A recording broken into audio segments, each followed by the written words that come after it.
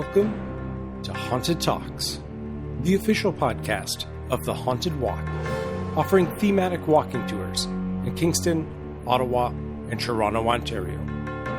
My name is Jim Dean. I am the creative director, and I really appreciate you joining us for today's show. A big thank you to everyone who checked out our last episode, which was the first of a series of behind-the-scenes interviews with some of the best ghost tour companies in the world.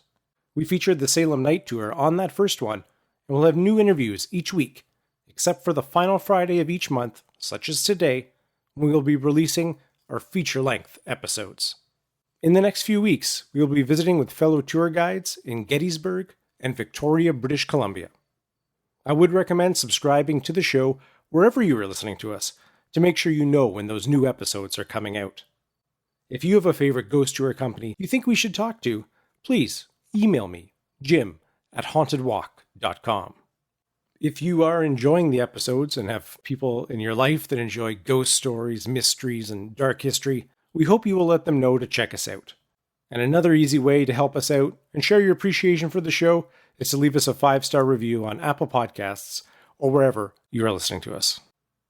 Way back in my graduate school days, I spent a lot of time in the city of Montreal, and it is still one of my favorite places in Canada. I would spend hours walking around the city, particularly in the area around McGill University. There was one building in particular there that always caught my attention. It's on the slopes of Mount Royal and boasts an incredible view of the city, looking down toward the St. Lawrence River. This mansion is surrounded by wrought iron fence and clearly was very old. In fact, if I asked you to imagine a scary old mansion on the hill, you would probably come up with something very similar to what this building actually looks like. It is imposing and foreboding and hints towards the medieval. At the time, I had no idea of the building's extreme and twisted history. Joining us to help unpack the dark twists and turns of the mansion known as Ravenscrag is Donovan King, owner of Haunted Montreal. Ravenscrag is a prominent Pine Avenue mansion. It's currently used by McGill University's psychiatry department. So this is a very, very creepy estate. It's rumored to be haunted. When we do our tour on Mount Royal, we bring the clients up into the dark forested part. And just below one of these slopes, there's an area that's actually reputed to be a haunted children's cemetery on a property called Ravenscrag. And this area is very popular with psychics, paranormal investigators. Often mysterious people can be seen there at night conducting strange rituals. Sometimes, for example, if you go down there during the daytime, you'll find votive candles and these types of things. The rumor has it that sometimes these psychics can communicate with these sort of disembodied voices of children crying and things like this. And so survivors of some really horrific brainwashing experiments actually claim that child victims were secretly buried at this location, out of sight from the public, just behind the property of Ravenscrag. A glorious old mansion turned into a psychiatric hospital where brainwashing experiments were covertly carried out, that also contains on its grounds a secret children's cemetery. We had better buckle up, because Ravenscrag is a house of horrors.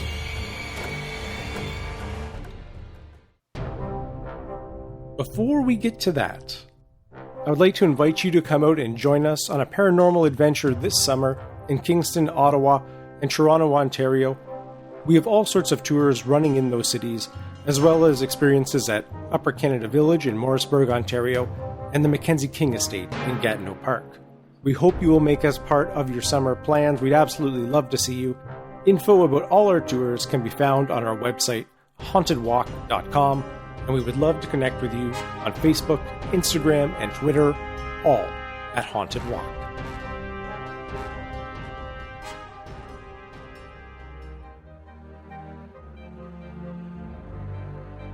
Ravenscrag was built between 1860 to 1863 for Sir Hugh Allen. Allen was born in 1810 in North Ayrshire, Scotland. His father was a first cousin of the Scottish poet Robbie Burns. When he was a young boy, his father opened a shipping line, transporting goods and passengers between Scotland and Montreal. This line became incredibly successful. At the age of 21, Hugh Allen comes to Montreal to work in the shipping industry. With his father's capital and growing connections, he quickly rose in wealth and in stature. He creates a massive empire that expands past shipping and shipbuilding into ventures such as railroads. Ravenscrag was built in an area of Montreal that became known as the Square Golden Mile. This area began to be developed in the late 1700s, when the wealthy were looking to escape the city life of old Montreal for spacious country homes. Previous farmland on the slopes of Mount Royal became an epicenter of Canadian wealth and power. In this tradition, Sir Hugh Allen built Ravenscrag as high as possible on the mountain as he could. Again, he wanted to be seen as the most important business person. From 1870 to 1900, 70% of all the wealth in Canada was held by 50 families who lived in the Golden Square Mile. The decline of the neighborhood began around 1930, largely as a result of the Great Depression and the demand for more efficient homes. Suddenly, these glorious mansions became almost impossible to sell. No one wanted them. The area transitioned into a business district, and the majority of the mansions were destroyed.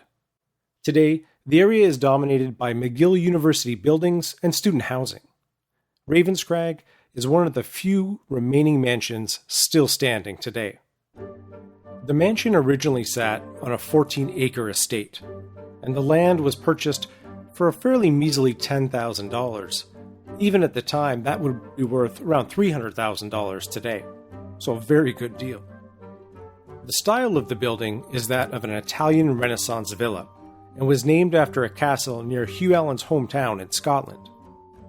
Given its physical size, which is 5 floors including the basement and attic, and its 300-foot frontage, it is an imposing and intimidating structure. The interior was opulent and built to receive royalty, the first of which was Prince Arthur, Queen Victoria's 7th child, who attended a dinner party there in 1869. Prince Arthur would go on to become the Governor-General of Canada in 1911.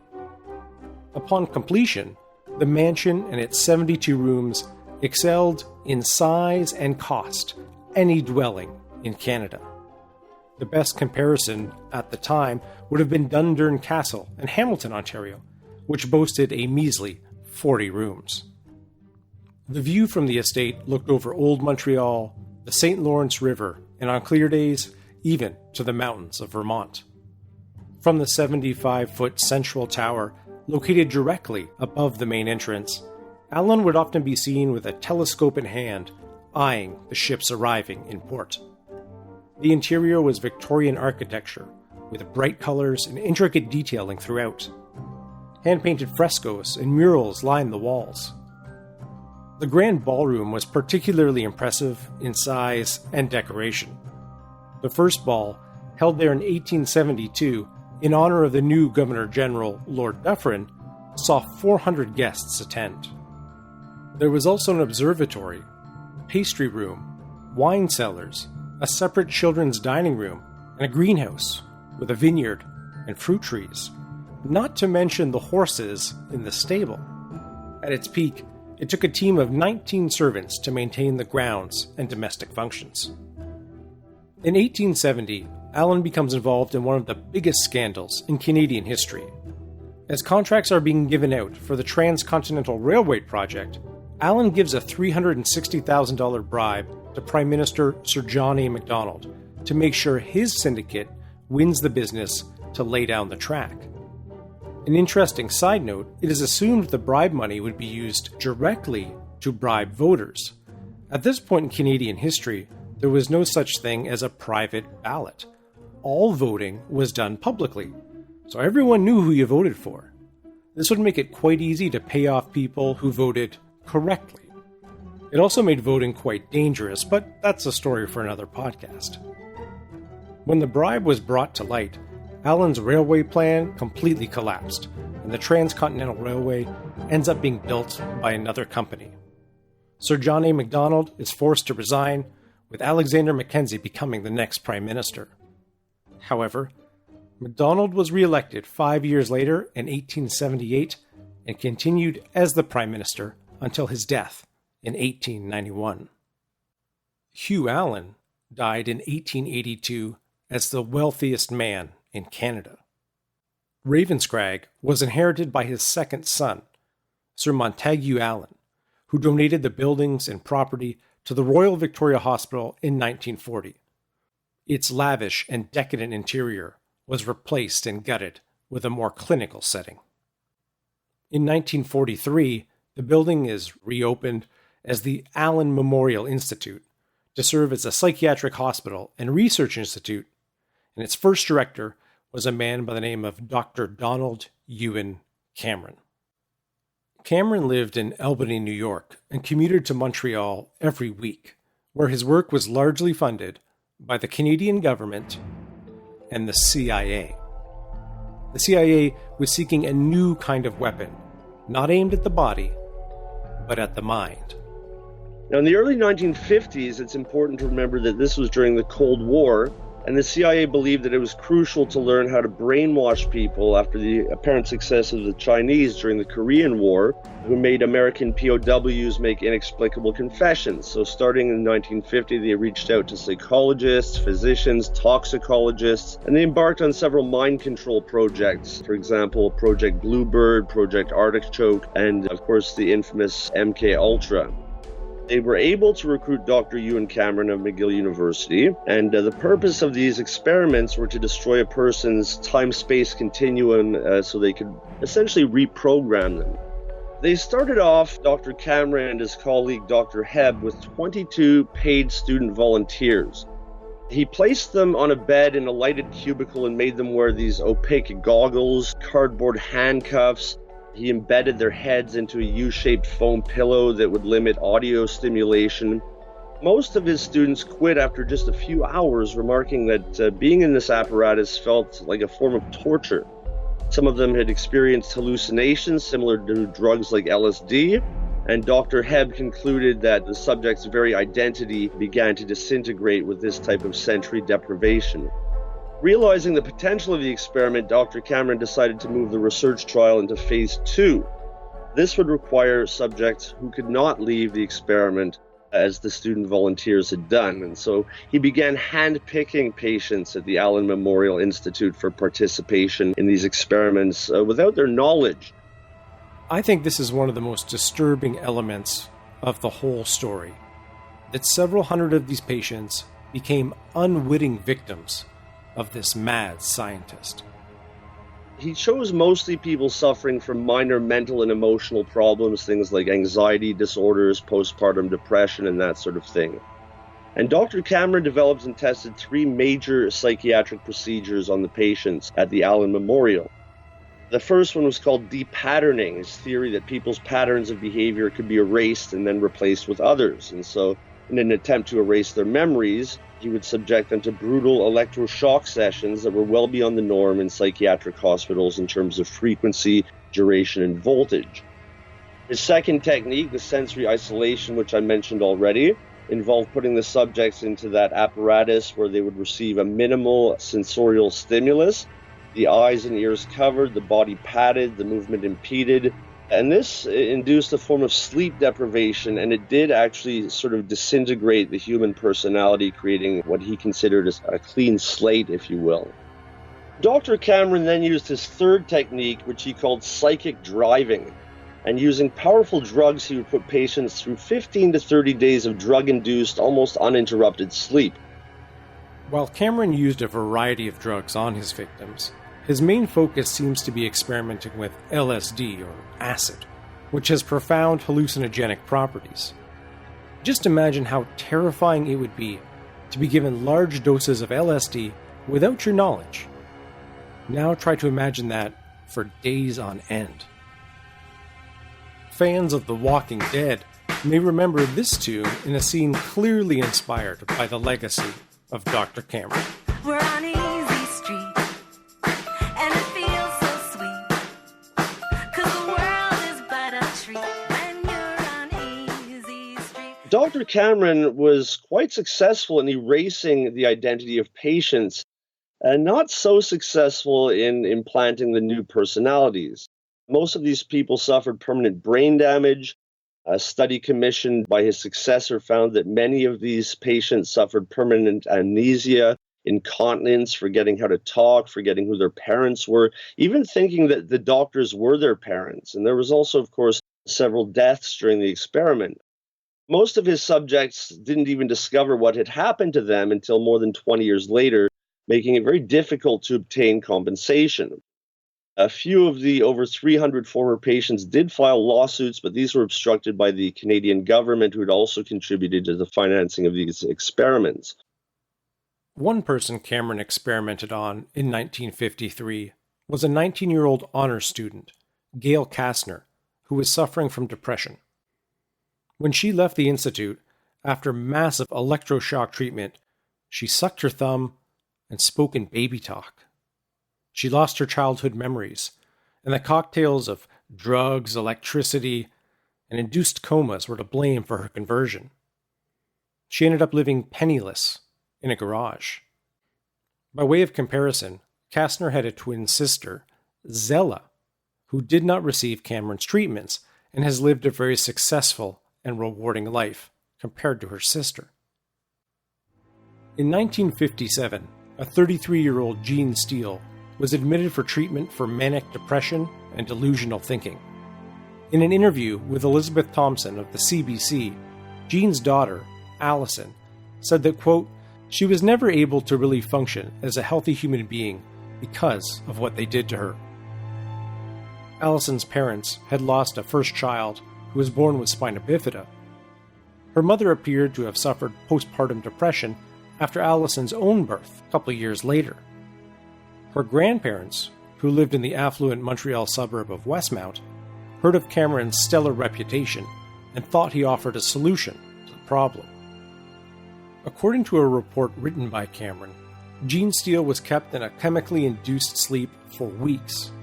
One series lasted 29 days, a second lasted 18 days. The sleep therapy was accompanied by electroshock treatment. Quoting Cameron, she was extremely confused and disoriented, but much more cooperative. Nurses' notes detail how she would pace the halls and rail about, feeling like a prisoner, saying, "It's just like being buried alive. Somebody, please do something." Allison said at one point her mother was so upset at the prospect of going back for more follow-up treatments that she tried to jump out of her husband's car in downtown Montreal in the middle of traffic. Her mother would sit alone in the dark, writing numbers and codes on the walls.